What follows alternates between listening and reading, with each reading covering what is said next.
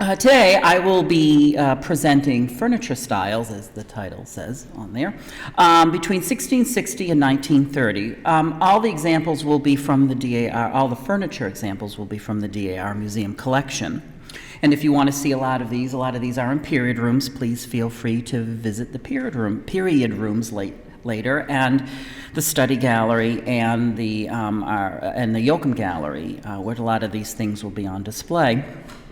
Anyway, but for context, I'll also include other items and images to show how styles transcend through the decorative arts. So furniture was not made in a vacuum, and of course it responded to fashion just like everything else did, whether it's architecture or whether it's what you wear. The dates I give here too, just keep in mind, this is going to be the professor speaking now, is just a guideline.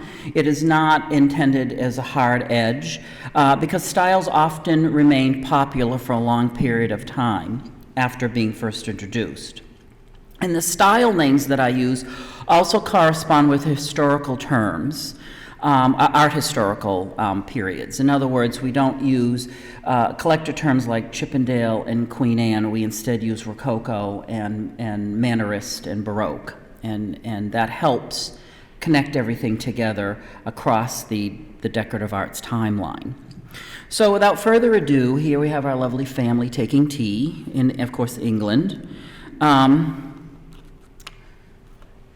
Our first style that we consider today is Mannerist, and you can see the date range there, 1607 to 1700, thereabouts.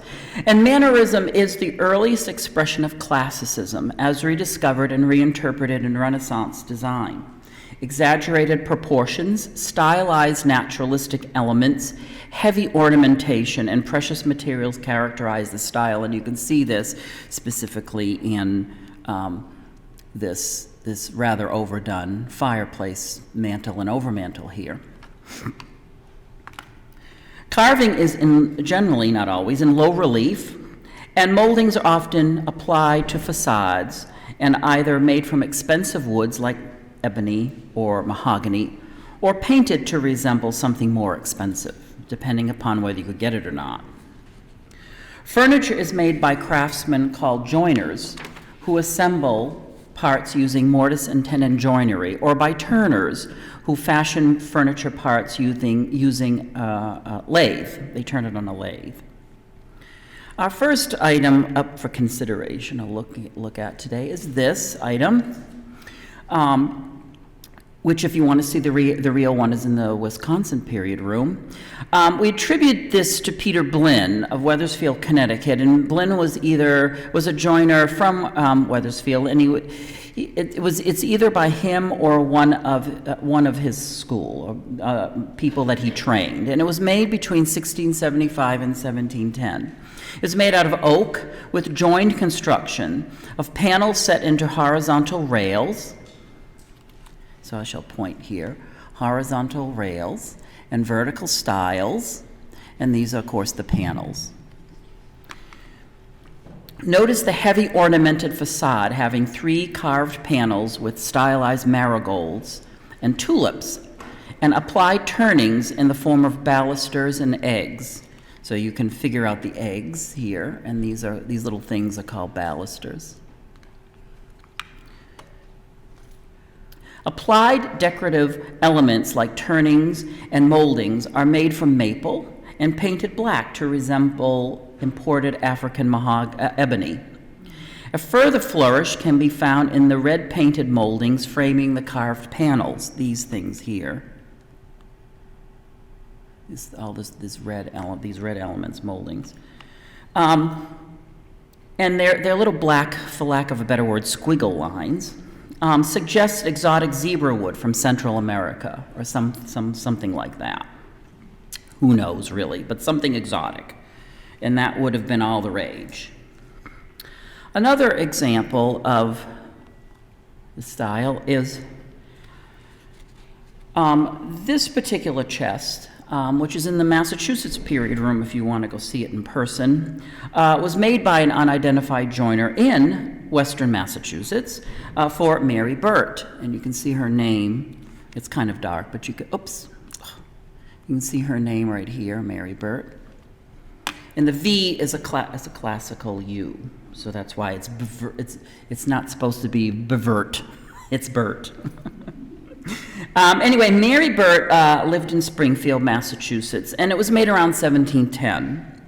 Like the previous chest, this one also features carved ornament on the front, but this time the ornamentation consists of even more of just low relief carving without the applied moldings. The panels are carved with stylized flowers around a central ring, while the drawers, rails, and stiles are decorated with tulips, leaves, and scrolls. So all of these things are very stylized, but these are all supposed to suggest tulips and leaves, and of course lots of scrolls all over the place.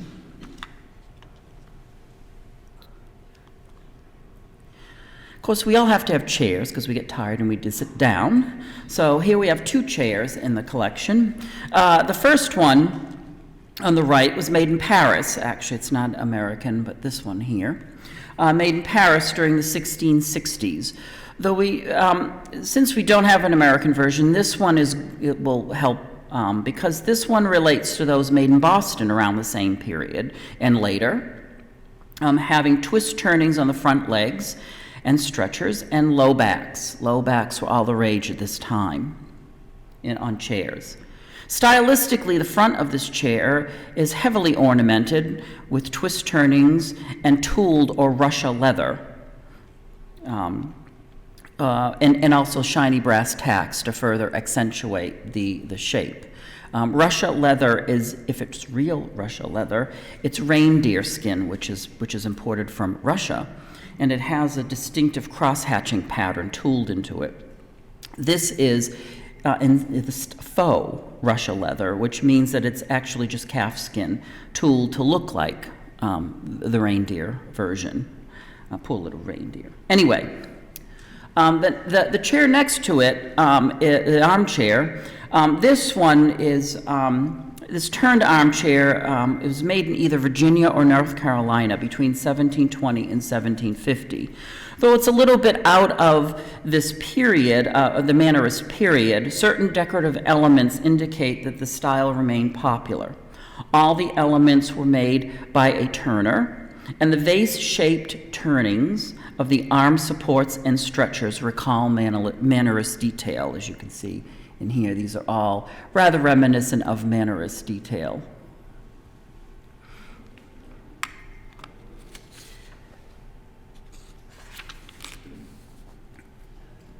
And also the turned elements of this chair, just a little final point, create a heavy decorated facade, again popular with Mannerism. The turnings are rather heavy and robust. The next style is the early Baroque, which is kind of my favorite style, actually.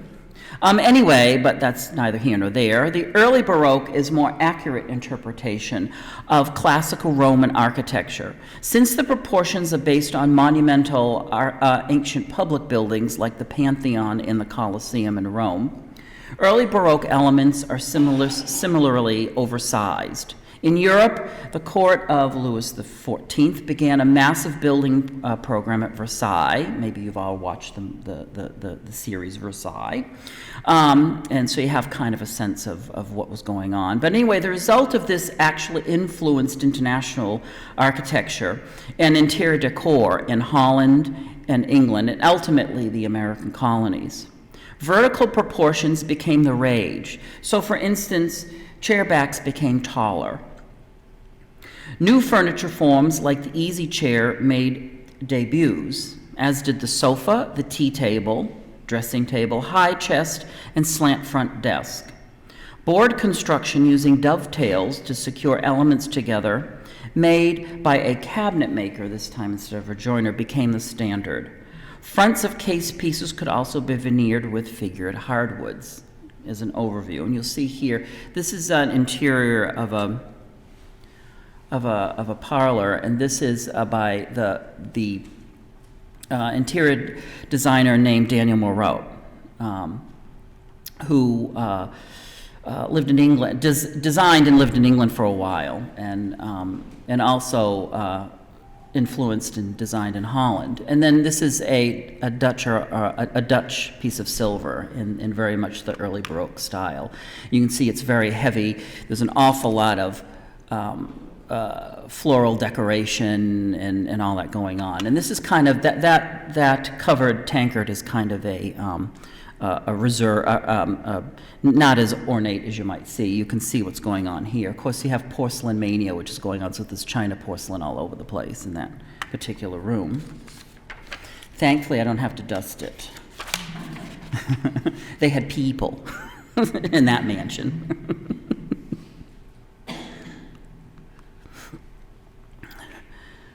Called the crooked back chair in the period because of its S-curved back. These were made in chairs like this were made in Boston, and they were made for an awful long period, from between 1720 and well into the 1740s. The tall, narrow back with shaped profiles and a wide front are early Baroque touches. You'll see, especially with the turnings here in the front, and you've got again our S curve. And trapezoidal seats you begin to see a lot in this period now. Verticality, a lot of verticality. Drop leaf tables, like this New England example, date to around 1720. This particular one does. Note the tall, symmetrical baluster turnings on the legs. See here. And they're all very symmetrical. What's above is also on the bottom. And the oval-shaped top, the oval-shaped top is the most common shape listed in probate inventories of the period, by the way. This shrank or closed press displays early Baroque style in its vertical and massive architectural elements and large turned feet. The feet, and you can see this for in the Yoakum gallery downstairs. It's very large, although it's not the largest shrunk. They can get much larger than this particular piece. But the feet are actually turned out of one block of walnut, which is like this. They're ginormous. However, an item looking like this could easily be associated with the 1690s. And instead, many like this were made in the 1690s and 1700s. Instead, it was made in the 1770s in Frederick County, Maryland, where older designs remained popular among the Germanic communities, which is, of course, formed a lot of the population, in addition to those from England.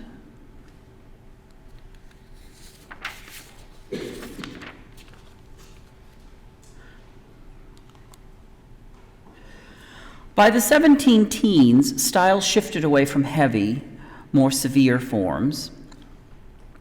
In England, influences from China and Holland introduced details like solid chair splats, yoke crest rails, shaped backs, and contrasting S-curves. Dutch influences also saw the popularity of shaped facades, or the fronts of things. We'll see that in a minute. Architectural details like pilasters, columns, and shaped pediments continued to be popular.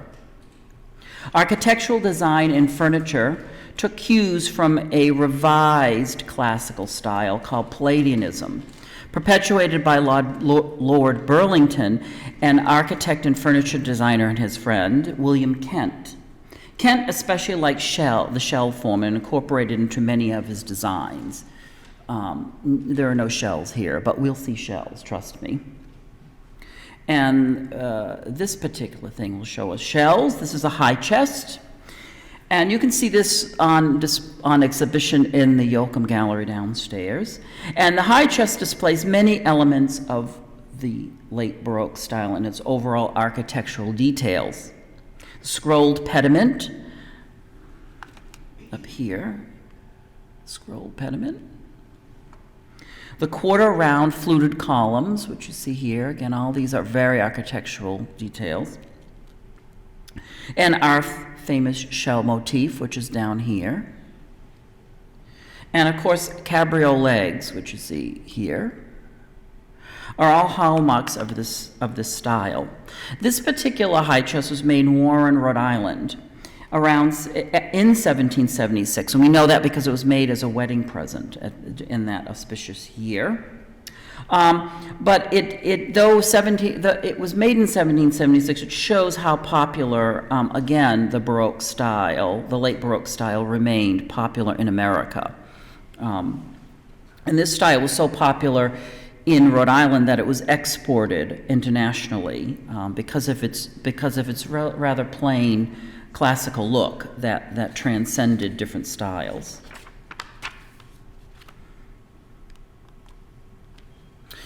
Like the high chest, this side chair from Boston, dating from 1755 to 65, also demonstrates the late Baroque fashion in its curved or Chinese-style yoke crest rail on the top. The baluster or shaped backsplat, this is, in case you don't know, you probably do, but I'll point it out anyway. This is the backsplat here, and this is the crest rail here, and these are styles, just to let you know, since I'm talking kind of jargonistically, but there's no other term to call these things that I can think of. And also, the baluster or shaped backsplat, and the swollen or balloon-shaped seat and cabriole front legs. And you can see our famous little S-curve is still going on here. No, these are made of different pieces. This is one piece here. This is a separate piece. You can. The legs that go from the top. Oh yes, this is one piece. Yes, one piece. Yeah. Solid wood too, no particle board.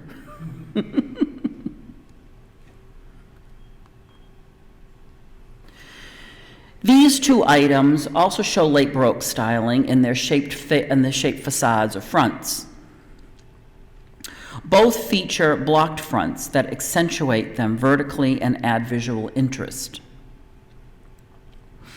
The bracket feet also replaced turn feet in the late Baroque period, so you get a lot of that. Also, both were made in Boston between 1760 and 1790, and like many items in the colonies, American colonies, older styles like this remained popular among rather conservative tastes. So you can see. And these were very expensive to make when new, by the way, because these drawer fronts, you see all these stick out, and then this goes in and sticks out, same here.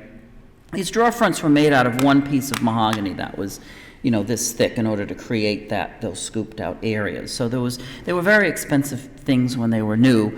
There was an awful lot of wastage in the mahogany that was used in these pieces during the time, and so and mahogany was imported and thus expensive. So you certainly made not only a fashion statement, but you also made an economic statement.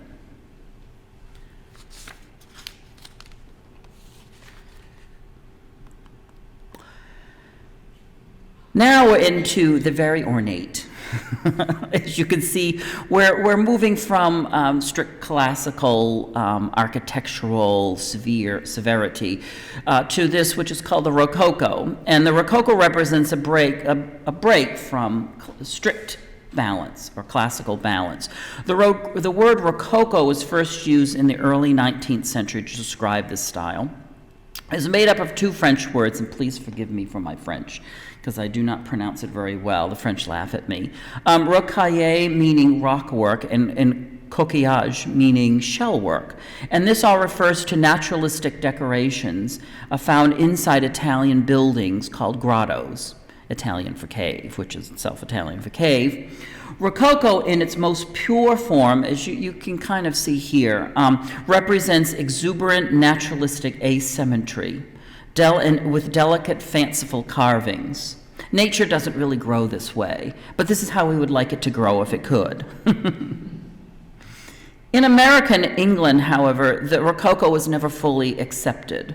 Instead, Rococo decor was often applied to the late Baroque. The Chinese and Gothic styles also influenced Rococo. And even though I say in this instance Rococo, there were other styles going on at the same time. And like I said, older styles remained popular and new styles were often melded. But then there were multiple styles that were melded together to create something. So it just, we'll point out some of those as we continue. We can see here, this is in the study gallery downstairs. This is a Cruet set. You can see all the Rococo embellishment, the shell down here, and then you can see this asymmetrical cartouche or plaque. And then, of course, you can't get much more Rococo than this. And then there's, you know, time telling you time is moving on. Death might happen any minute.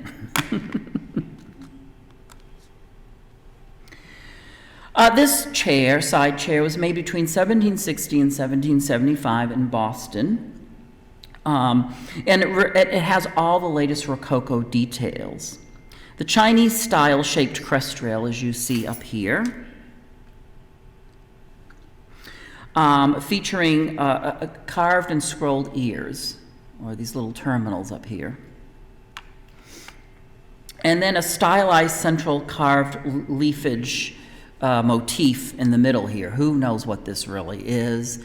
And it's supported on a C scroll, which is here. The C scroll was a popular Rococo motif, as was the kidney bean and the pear, you know.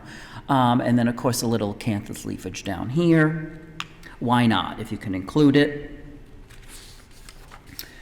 Also, the styles of this chair flare outwards, mirroring the swelled back splat with its pierced strap work. So again, you can see this very Rococo-looking strap work that's going on here, intertwining lines. And then this is actually, you could get these carved up if you were really well, if you wanted to spend the extra money. So this is actually a tassel. It's hard to see in this picture, but it's actually it's a carved tassel.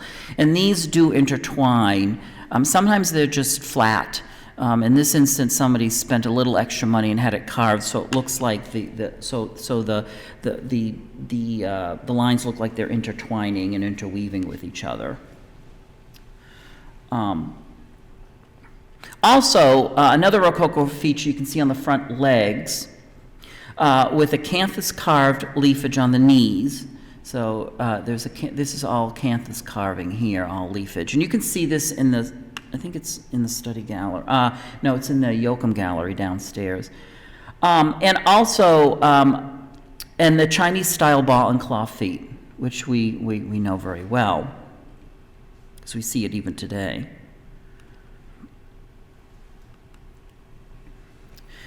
This Massachusetts easy chair from around 1785 features many Rococo details as well in the serpentine-shaped top and the scrolled armrests, the straight front legs with a molded edge and scrolled brackets. So we have brackets that are here, they're hard to see, but a little Rococo touch here with on an otherwise plain leg, and some little molding here created by a molding tool. And then here, again, we have lots of curved surfaces going on. This is pretty restrained. We don't have in the collection one of the exuberant examples that drip Rococo carving and all that.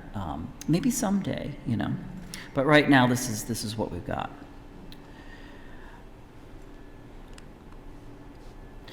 Not everyone embraced, like I have said before, not everyone embraced Rococo design, and this is especially true in the South, particularly in Virginia and North Carolina, where customers preferred the simpler look they often called in letters and descriptions as the neat and plain. Or we might call in furniture parlance the vernacular, or just simple. Simplicity can be observed in this China press made in North Carolina around 1800. Though plain, Rococo elements can be observed in the broken pediment at the top and the shaped serpentine feet. So even though still fashion permeates, no matter how plain it purports to be, here we have a very, you know, architectural, but nevertheless a little bit Rococo in here with this piercing, and then of course very Rococo down here, more obvious with these shaped bracket feet.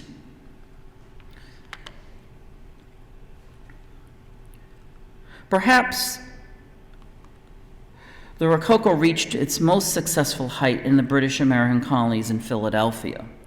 Though the Philadelphians loved architectural late Baroque style. They also exuberantly apply Rococo carving and styling to costly items, as you see in this sofa. And you can see this in the study gallery. It will hit you in the face. It's hard to miss.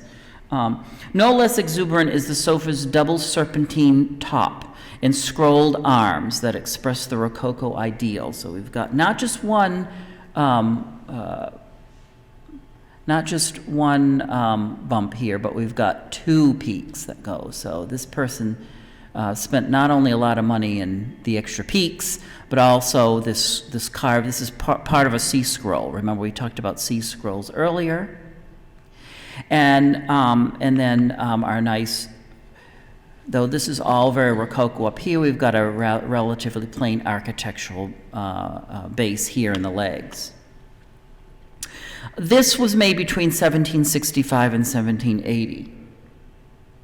And it would have been exceedingly expensive. Sofas are rare in the American colonies, and mostly because they're very, very expensive. And that's the result of the upholstery, the fabric, more than the actual wood frame part. And this one is upholstered as closely as we can get to what it would have looked like in the 18th century.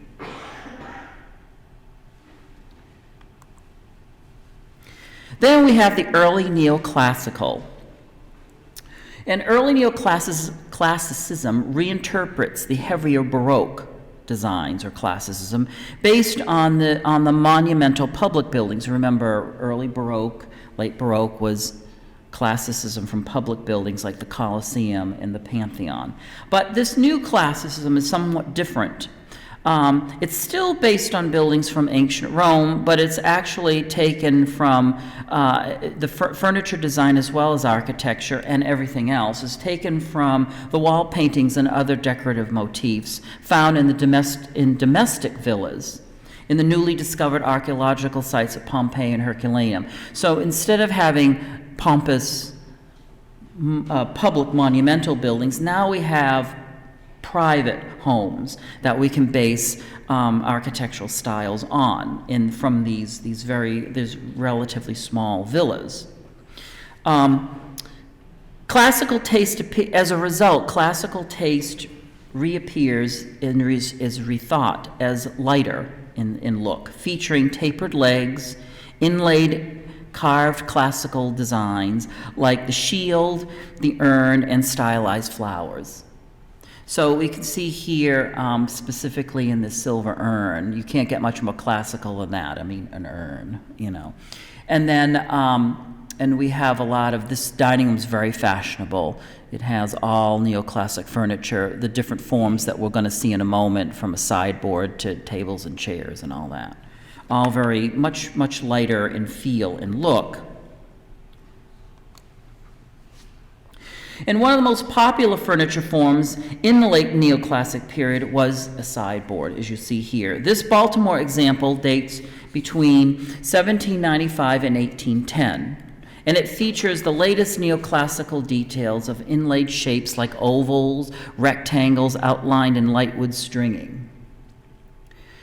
Shaped facades were popular in this period too, which can be observed in the ovolo or quarter-round ends. So these quarter-round ends here, they had to be described in period furniture pricing books, because cabinet makers needed to price them out and tell the clients what they would cost. So these ends are often called ovolo ends, and they would have a price associated with them. And then the recessed center here would have had another price. So all of these different elements would have had a price for the cabinet maker when he was giving his bill to the client. And the elongated triangular inlaid panels also decorate tapered legs. So you've got this big, rather boxy look here with the shaped front, but then it sits on these very delicate looking tapered legs, which say "break me" actually, but these tapered legs were very popular. Were the neoclassic ideal of a leg.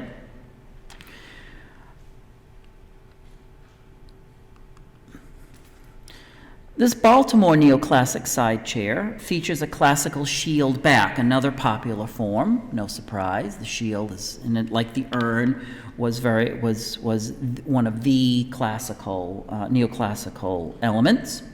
Made between 1790 and 1810, it also has a serpentine-shaped front seat rail and curved sides, basically forming a trapezoidal seat. And you can see how it's based on, you know, you get a lot of this design came out of design books of the period. This one from George Hupplewhite's book of designs from the late 18th century. Note the molded tapered leg. So again, we have, our tapered leg motif is coming in. It's all the rage.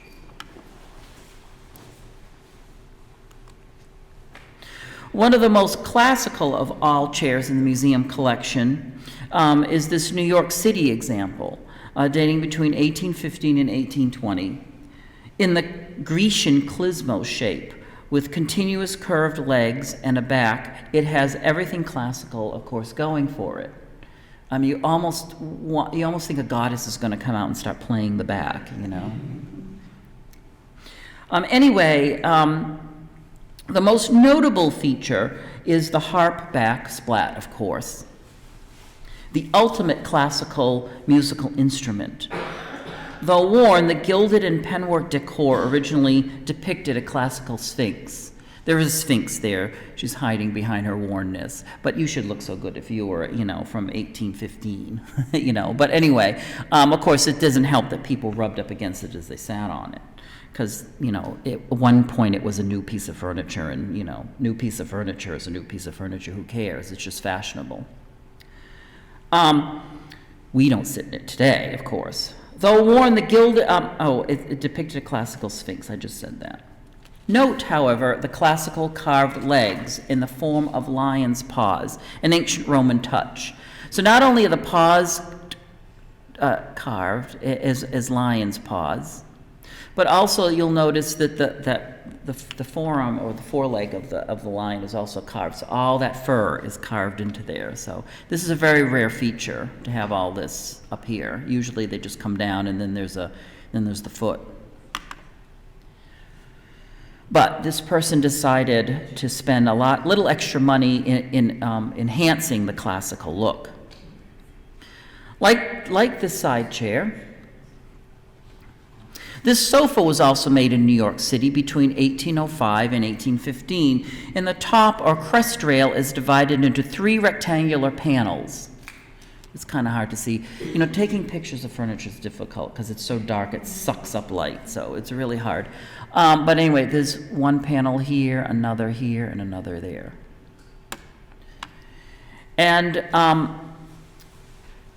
the panels carved into the panels are the central one has drapery tied with a bow knot, and then the others have the center is drapery in a festoon or swag pattern. Oh, and there actually is a bit of ribbon up there tying it together, and then these are thunderbolts, and then they're tied together with a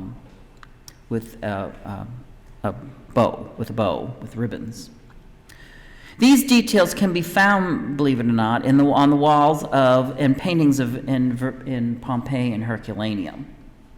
The classical reading continues along the top edge of the scrolled arm. So though it's hard to, well, I guess you can see better. This is all the striping here. This is all carved. This is called reading. And so all this continues all the way around the sofa, here and there, and even down into the legs. The front scrolls are supported upon turned balusters comprising of fluted columns, again classical, on urns carved with acanthus leaves.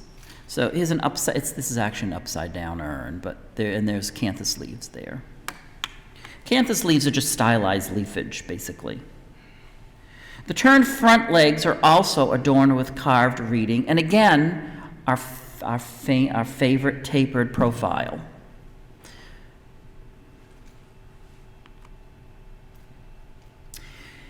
This is a little tutorial to show you modern and newfangled and old-fangled. So both of these were made in the Mannheim area of Pennsylvania between 1800 and 1815. This one is 1800 and 1815.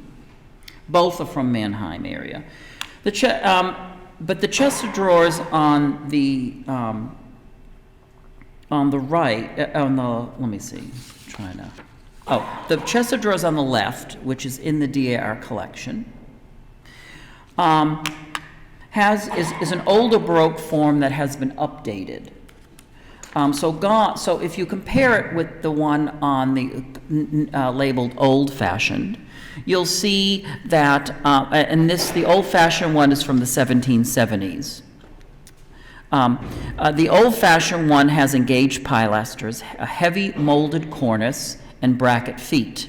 You can see all that here, all this molded cornice, the pilasters, the engaged pilasters, and these again, bracket feet, the shaped bracket feet.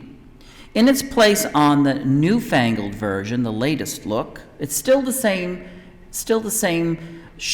form or look of chest of drawers, because these were popular in this part of Pennsylvania, so a lot of them were made. In its place, we can see a simple coved cornice. So gone is this molded cornice, and we have a simple coved cornice. It's kind of hard to see, but it's just a cove like this. Inlaid paneled corners and splayed bracket feet. All of these are neoclassical touches. So this, instead of these pilasters here, we've got these wonderful, these paneled corners, and then splayed bracket feet, very French. Actually, they would have been called French feet at the time.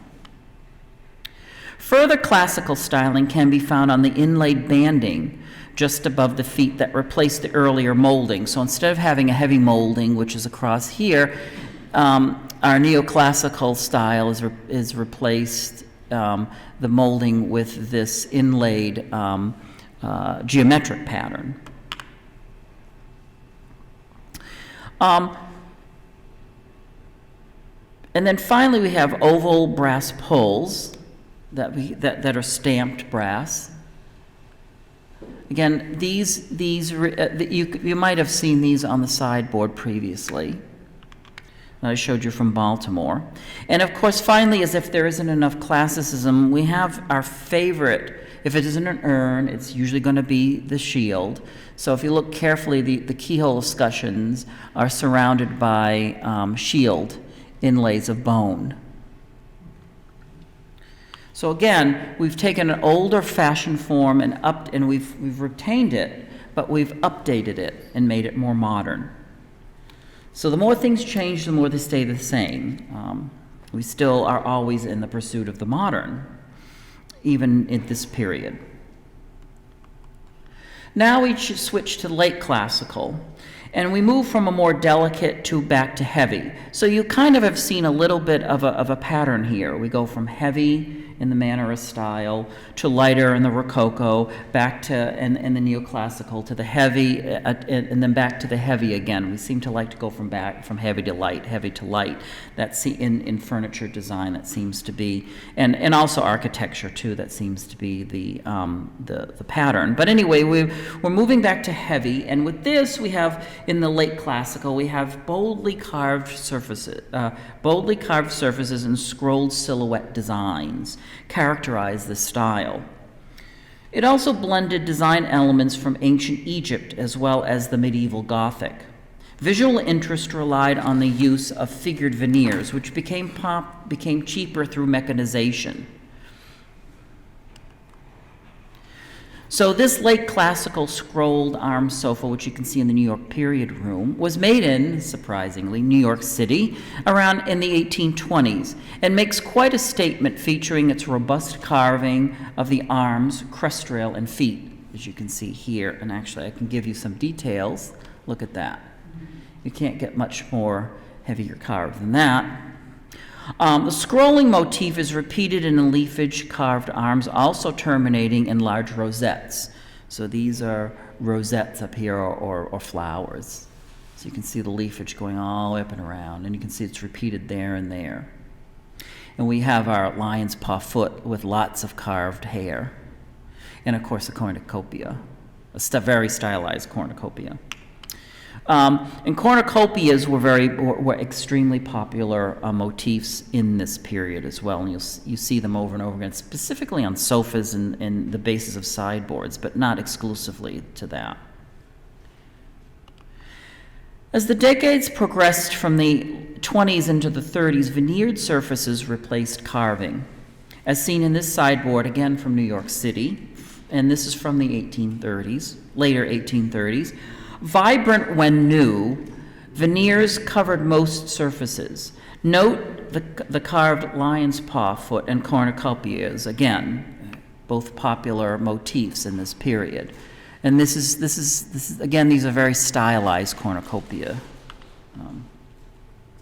You also see cornucopias in other items like quilts, for instance. It's a very popular motif.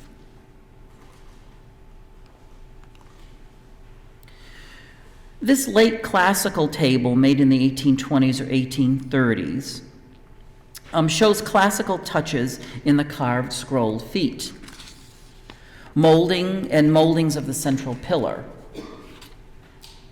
The tapering triangular pillar, however, is reminiscent of monumental gateways called pylons, found at the entrances to Egyptian temples. So this tapered element here, or pillar as it would be called, to hold up the top, is taken actually from these, which are called pylons. You see in this engraving of an Egyptian temple.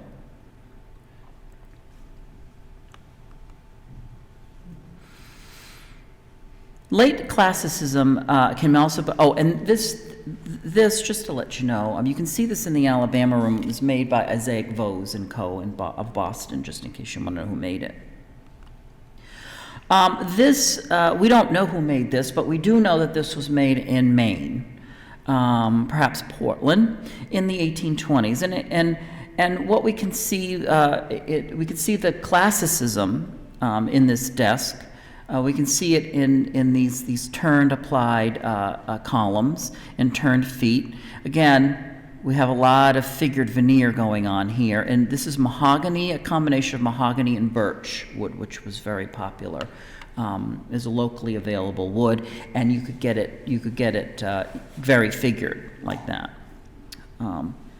However, a touch of the Gothic revival is also present in the pointed arches of the doors, because pointed archways were popular motifs of Gothic architecture, and we can see that in this very famous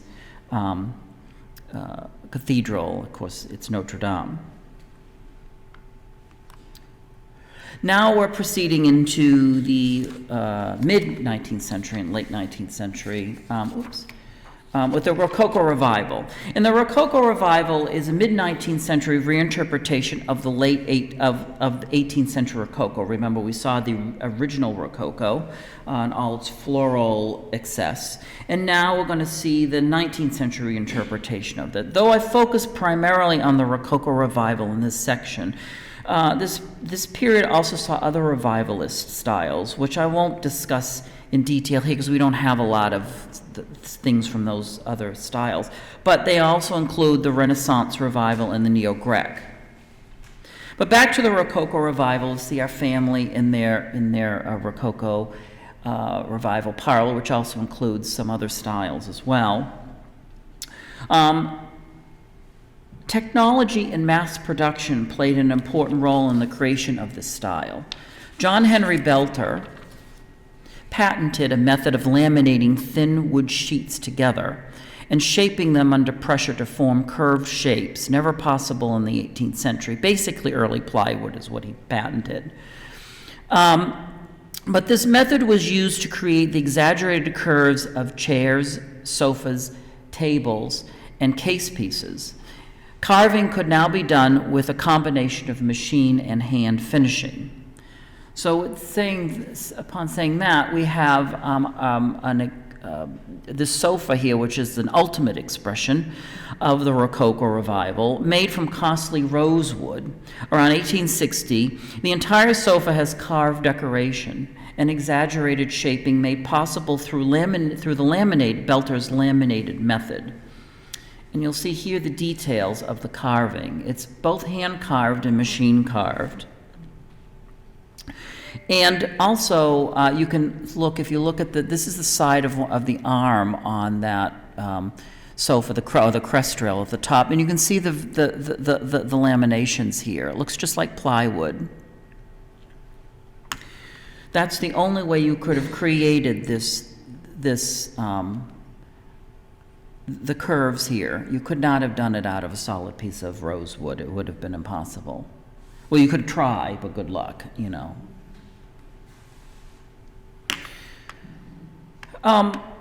Étagères like these, dating between 1855 and 1870, were important furnishings in the Rococo Revival interior as a place to display dust collectors or knickknacks. The étagère on the left has an ambitious Rococo Revival styling and curved shaping and carved floral motifs. It also has a little bit of the Renaissance Revival going on up here too, by the way, which is much more angular and has a lot more flat surfaces than all this floral stuff going on down here, which is all Rococo. The étagère on the right is a much plainer version, relying more on veneer and then this pierced decoration, which was done with a scroll saw. And it's just a stylized, flattened version of what's going on here, carved in 3 dimensions. Here it's just flat, and it gives the sense of, through its piercing and its silhouette, it gives a sense of flowing, curved, floral tendrils and motifs.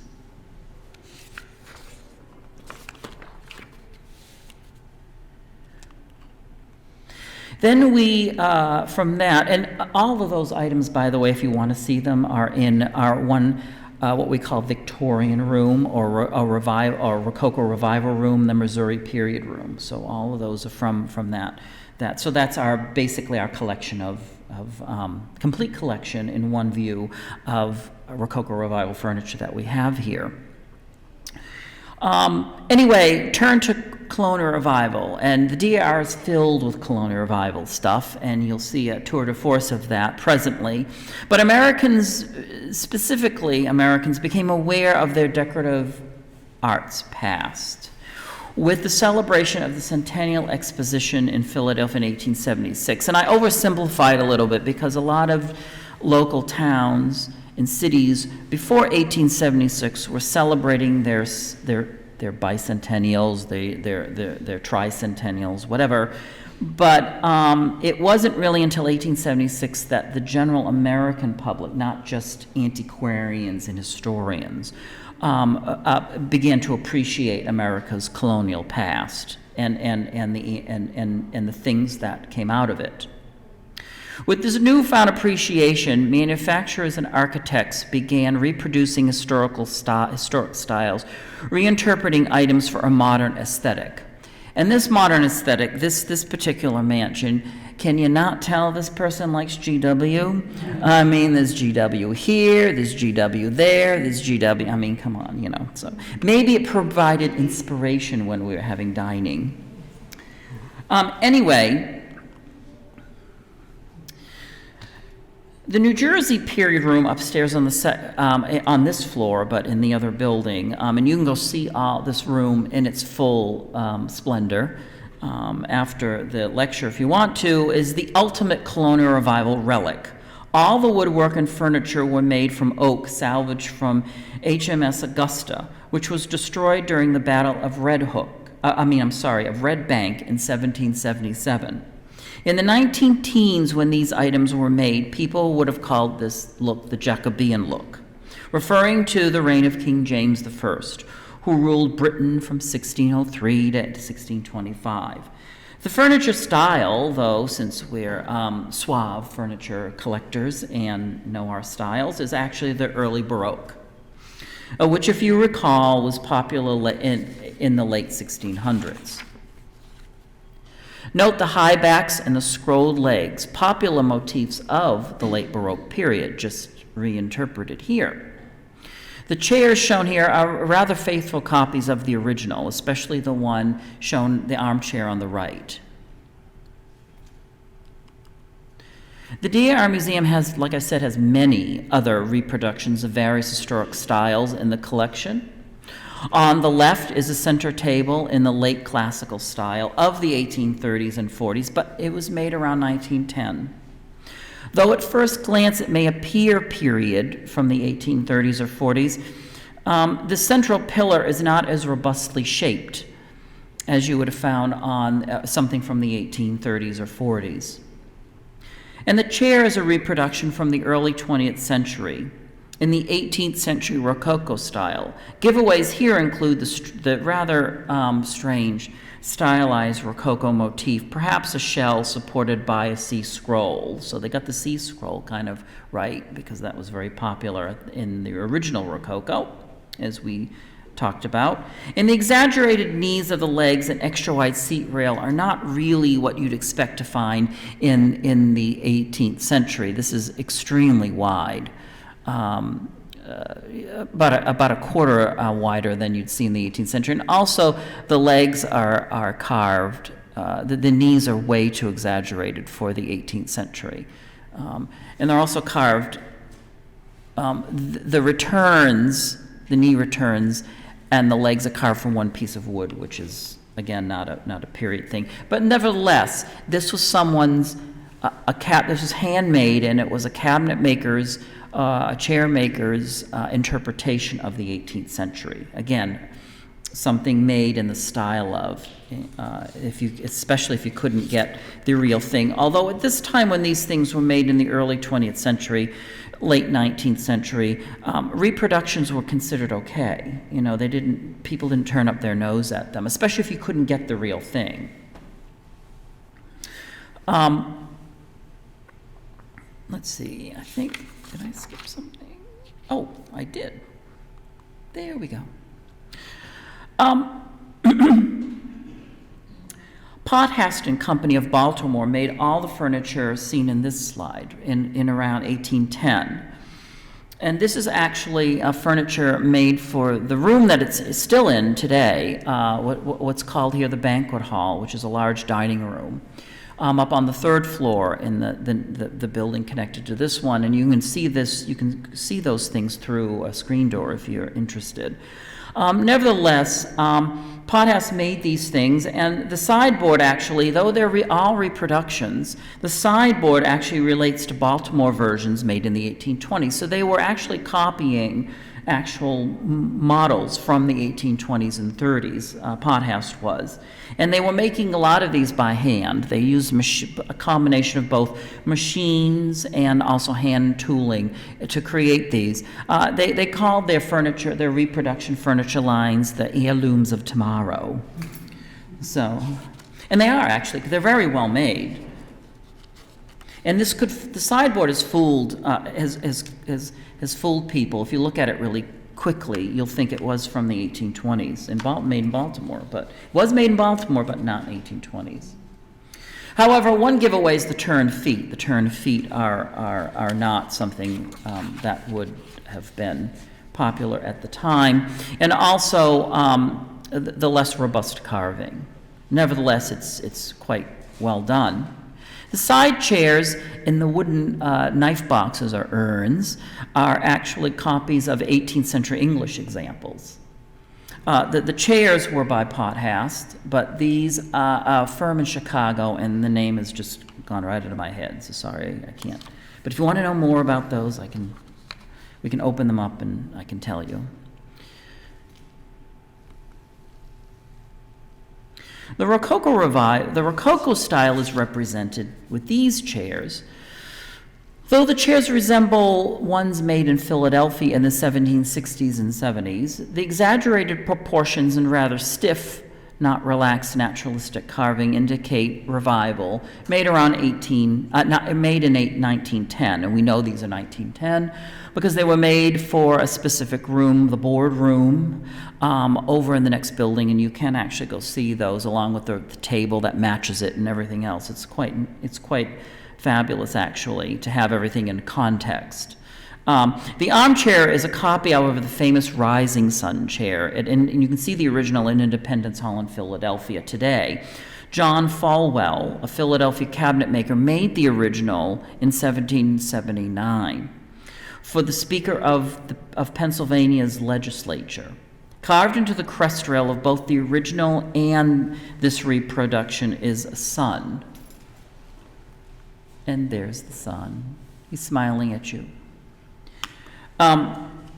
As the men signed the Constitution, B. Franklin remarked, we all know who Benjamin Franklin was, remarked that he had the greatest happiness to know that it was rising on the dawn of the new nation, so the story goes. The sun motif has been changed a bit, however, because in the Colonial Revival, that's what we do. We take authentic bits and we maybe tweak them a little bit. So instead, on this example, where a liberty cap is, it has been replaced by a pine cone at the top. So the original had a liberty cap on a pole up here, and instead, why not a pine cone? Because it represents welcome and all that kind of stuff in the revival days. So with that, I leave you with this example. Look at that. Of a historic style being applied to a modern furnishing form, again, a colonial revival.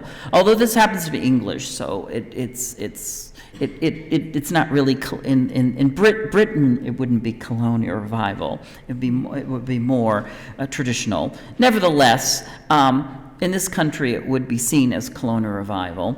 But this is a coffee table, and it's made out of figured walnut. And it features hand carving like the leafage around the top edge and on the knee legs. There are also ball and claw feet, and you've seen multiples of those today. Coffee tables, however, weren't introduced until the 1920s when this was made. Coffee or cocktail tables, as they were often called, especially after Prohibition, became increasingly popular in the United States after Prohibition was repealed. So you can see this in the Indiana room, sporting actually not liquor, oh my God, but instead we have a coffee drinking scenario going on, because that's America's second favorite pastime, is drinking coffee instead of tea. So with that, I conclude today, and I hope you've gained some insights into furniture styles, and this is just a primer, so don't expect that you have to know everything, because it takes a while to develop an eye, but hopefully this is giving you a little bit of an introduction and whetted your appetite for learning more. Anyway, thank you very much.